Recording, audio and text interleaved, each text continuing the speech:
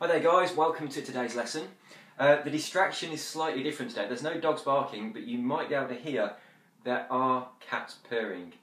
I'm being purred at by a couple of cats, and I'll probably get jumped on during this lesson. Today, what we're going to talk about, we're going to move away from the physical relaxation of the body for a moment, and we're going to go on to the next stage of the induction, which is where you relax the person's mind and you deepen the trance state.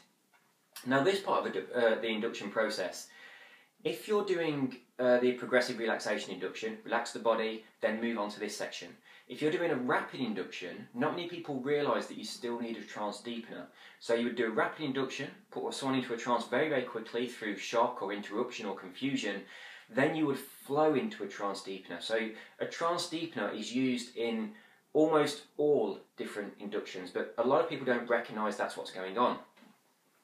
There's a couple of different ways you can do this. The way that most people start is to just get the client to imagine they're moving down and connect that idea of moving down as going deeper into trance and becoming more relaxed.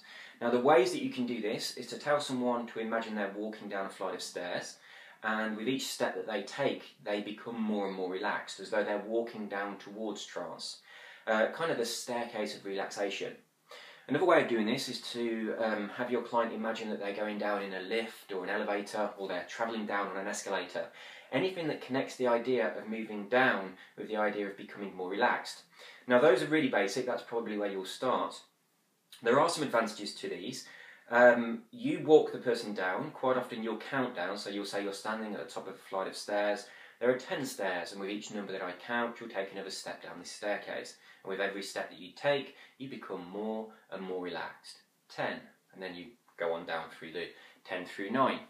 You'd pause on every step and give the person more suggestions about becoming more relaxed, going into trance, becoming more involved in the situation. If you're doing something like going down in a lift, then you can have them watching the numbers as they go down past each floor. One of the advantages of doing this is when you get down to the ground floor, which might represent going into hypnosis, you can then move on and go down into like a basement and go to floors below level 0. So that's kind of like going from conscious mind down into subconscious mind. So there's a little bit of an association there. If you were doing therapy work, that would be very beneficial for you to then go down to a point where the lift then opens and the person can explore beliefs that they might have in their subconscious mind that might be affecting their life in some way. So it's a really useful tool. The travelling down on an escalator, that idea of just standing in one place and moving down, this is quite nice because there's no effort on the part of the person being hypnotised. It's almost as though this contraption, this escalator, is going to carry you down into trance. You don't have to do anything, you just relax, you enjoy the journey into trance. What I would suggest is you do begin with those kind of things. Really, really simple, moving down a flight of stairs, an escalator, a lift. As you move down, you count down and you create an association between the deeper down you go, the deeper into trance you go. Now, just as with the relaxing the physical body, you layer your language patterns into this. So you'll still need to learn the language patterns, and it would be a good idea to write this out, rewrite it again and put each language pattern in, just as you did with the physical relaxation. When you get a little bit more comfortable doing this, then I would suggest that you move away from the idea of just going down some stairs and start to move towards the idea of perhaps walking down a forest path, and then incorporating all of the senses into that. So you could get them to imagine they're walking through a forest path. They can look up, see the sunlight dancing through a canopy of leaves as they gaze up into the sky. They can smell the forest. They can hear the sounds of the forest. They can hear twigs breaking beneath their feet as they take each step. So the more involved you become with this, the more engaging it is for the person's senses, the more that reality becomes their reality as opposed to the outside world. So you're kind of closing down here. All the time during the deepening process, you are narrowing their attention down so that you fixate their attention upon a single idea. So you're moving towards something. And this idea of moving down something to a destination really helps to do that. So I want you to have a little bit of a play with that. Don't worry too much about getting anything right just for now, but just think about this idea of creating some scenario where you move from one place and you go down, and as you go down, it allows a person to go deeper into trance, and then see ways that you can bring the senses into that. To give you a little bit of a tip, if you're walking down a flight of stairs, you'll get them to imagine the feeling of the stairs beneath their feet, and then get them to invest some energy into this. So say you don't know whether the stairs are inside or outside, so only they can know this. And also they'll become aware as whether or not the stairs are made of stone or metal or wood, and whether they're carpeted or not. You can get them to, perhaps after a few steps down, to reach out and grasp hold of a handrail or to steady themselves against the wall, so that you're engaging more of their body. Get them to feel the handrail in their hand, and also ask them whether or not it feels hot or cold, whether it's a nice warm wood or whether it's a nice cold metal. So get them to really connect their senses into the experience. So that's kind of like the way those deepeners work. Another deepening technique with the same idea of moving down, and that idea of as you move down you go deeper into trance, is to use someone's arm or their hand. You do an induction that puts their hand up in the air, and then you get them to move their hand down only as quickly as they can go into trance. Now there are a few really, really beneficial reasons for doing this. First up, it's the same as the imagine walking down some stairs. The association of your hand is up here, you're in a very light trance. As your hand moves down, you go into a much, much, much deeper trance.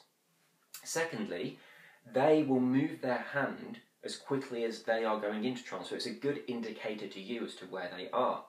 There are other clues you can look for in a person when they're being hypnotised, which we'll talk about later. Another good one about this is you can actually grab their hand and you can move it down faster, so you can suddenly push it down, and if you do this, this will have the effect of pushing them down into trance. And the final one, which is perhaps one of the most beneficial reasons of using this, is sooner or later their hand will come to rest perhaps upon their lap. So if that happens, so the cat has finally decided to come on my lap just as I mention it. So as the hand's coming down, you can see where it's going to touch, and you can use this as a trigger to say when your hand touches your leg, you will then do whatever it is you want them to do. So perhaps you will then instantly go 10 times more deeply into trance, or the moment your hand touches your leg, you will instantly have an amazing insight that will cause you to move in the direction that you want your life to go. So whatever it is that you want to use as that trigger, you know that's going to happen. Whenever there's something that you know is going to happen, it's very, very easy to connect that to something. So hand moving down, touches the leg. The second that happens, you've triggered it because you've said when that happens this will occur. So that's kind of it for deepeners to start with. This idea of breaking up the trance, pre-talk, physical relaxation, mental relaxation and deepener, and then moving on from there. These are specific sections of an induction, but as you progress, all these things will kind of merge into one. So you'll kind of find that the more advanced you become, the more you'll start to merge all of this, including therapy, all into one thing, as opposed to it being a very definite stage. Having said that, there are still stages to the induction, so you're going to kind of start off in a certain pattern, but you will find that those patterns do overlap and they merge, and as they do that, you'll find that you are becoming more effective. So that's all for today. Practice doing this by just thinking of ways you can create an association between moving in a downward direction and at the same time connecting that to going down. And also, as we said in yesterday's lesson where we was talking about what kind of voice you use and that kind of thing, practice lowering your voice as you move down, and practice making your voice go deeper and slower as you move down this staircase or down this lift. So not only are you lowering the depth of the trance with that visual image of going down and the physical sensations of moving down, but also with the tone of your voice and the pace. So if you do that, then it will be a very, very easy way to lead them into trance, because there's lots of things then that are connected to this idea of going deeper, and once all those things are connected to it, they'll move down into trance much more quickly. This is Sylvester, by the way. His brother, Gary, is over there, giving us dirty looks because Sylvester's getting the fuss and Gary isn't. That's all for today. I will see you again tomorrow. Please do the practice, please do the exercises, and until tomorrow, you take care. Bye-bye.